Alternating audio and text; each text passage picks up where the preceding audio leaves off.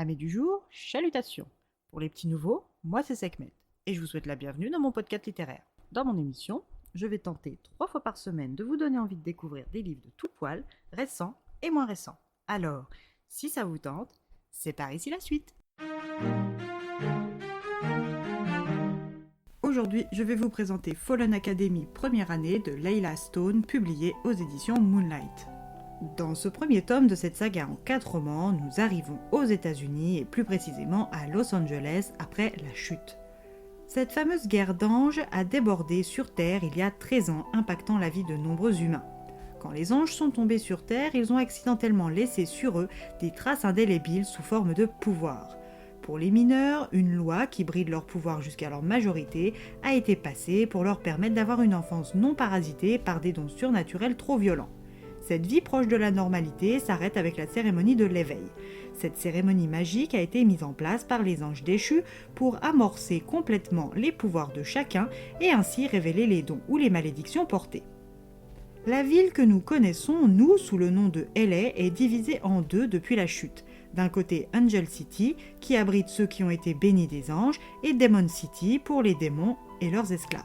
C'est dans cette partie de la ville que vit Brielle Atwater, 18 ans, son frère Mickey, 17 ans, et leur mère.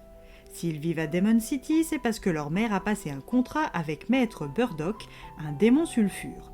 Son mari ayant développé un cancer mortel, elle a vendu sa vie en échange de sa guérison. Ce qu'elle ignorait en signant son contrat, c'est qu'elle vendait la vie de sa première-née en même temps que la sienne. Son mari a survécu 6 mois après sa guérison, renversé bêtement par un bus. En tant que nécromancienne, elle a la capacité de ramener les morts à la vie et utilise son don au profit de son maître. Brie ne reproche pas son choix à sa mère car elle approuvait celui-ci, même si elle déplore le peu de gains comparé aux immenses sacrifices consentis. Elle est malgré tout prête à se rendre à sa cérémonie d'éveil pour découvrir son don, puis partir étudier à la Taint Academy et accepter le tatouage en forme de lune rouge sur son front, symbole de sa condition d'esclave d'un démon. Brie se sent forte car elle n'est pas seule. Sa meilleure amie, Shea Hallowell, est avec elle. Cette métisse afrodescendante et portoricaine a elle été vendue par sa mère Junkie en échange d'une dose et doit travailler pour les démons Torv et Grimm. Quand elle n'avait que 13 ans, Shea s'est retrouvée seule au monde, sa mère ayant fui la ville sans intention de retour. C'est à cette époque que cette jeune fille originaire de la Nouvelle-Orléans s'est installée chez la famille de Brie. Les deux jeunes adultes sont nerveuses mais savent à peu près où elles vont, vers la case liée à un démon pour la vie. Arrivés, tous les participants sont en ligne puis répartis en fonction de leur qualité d'âme libre ou liée à un démon. Ils sont ensuite habillés pour la cérémonie. Shea et Brie sont accompagnés de Steph, Ben et James, des amis d'école, eux aussi liés à un démon grâce à l'un de leurs parents. Les 5 amis savent que peu importe leurs dons, même bons comme ceux des mages, des voyants, des centaures ou très rares ceux des célestes, leur place n'est pas à la Fallen Academy, alors c'est résigné qu'ils s'avancent jusqu'à la scène. Cette cérémonie est présidée par l'archange Raphaël, 1m80, les yeux bleus, les cheveux dorés et ondulés, physiquement le parfait trentenaire, avec de grandes ailes blanches dans le dos. Brielle est sans voix quand son tour arrive. La poussière de lumière émanant de Raphaël se répand sur elle et c'est la stupéfaction. Des ailes noires apparaissent dans son dos. Elle a reçu le très rare don des célestes. Son maître est ravi, mais l'archange tente de la libérer de son contrat. Brie refuse l'aide de l'archange par peur des représailles sur sa mère. Elle accepte la marque d'esclave. Raphaël obtient du sulfure qu'elle reçoive une éducation magique à la Fallen Academy chaque matin. Shea, elle, est une mage et tremble à l'idée de devoir devenir une mage noire. Les deux amis vont finalement être séparés durant les 4 ans de leur formation. Le lendemain, Brie est réveillée aux aurores par son nouveau tuteur protecteur à la Fallen Academy, le Céleste, aux ailes blanches de 4 ans son aîné, Lincoln Gray.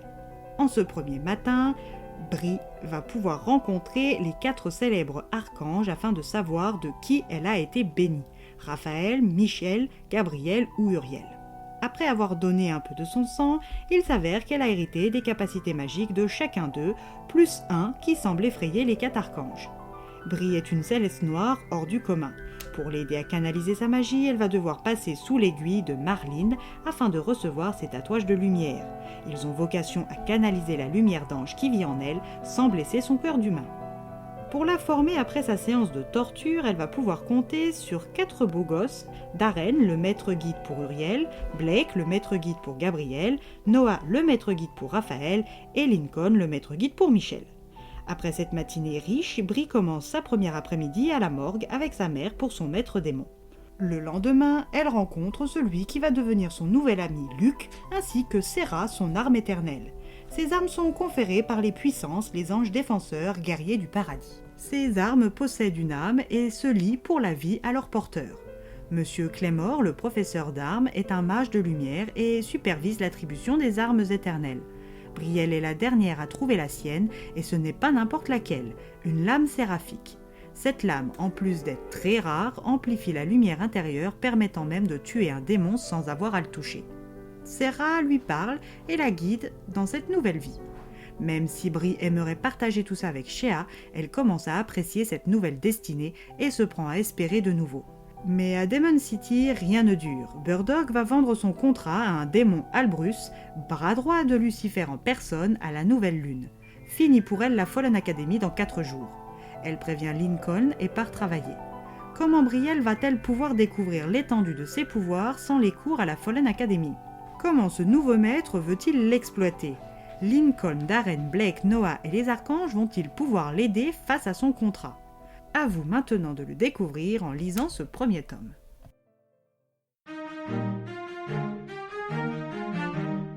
Une bonne découverte, un Enemies to Lovers classique qui mixe habilement magie, démons et monde post-apocalyptique. Et bien voilà, j'en ai fini pour aujourd'hui. J'espère que cet épisode vous aura plu et vous aura donné de nouvelles idées de lecture. Si vous souhaitez découvrir d'autres petits bonbons littéraires tout droit sortis de ma bibliothèque, je vous retrouve le jeudi 23 janvier prochain pour un nouvel épisode. Et si d'ici là je vous manque de trop, n'hésitez pas à me rejoindre sur mon compte Instagram @leslecturesdesekhmet. Sur ce, chalut les amis et à la prochaine.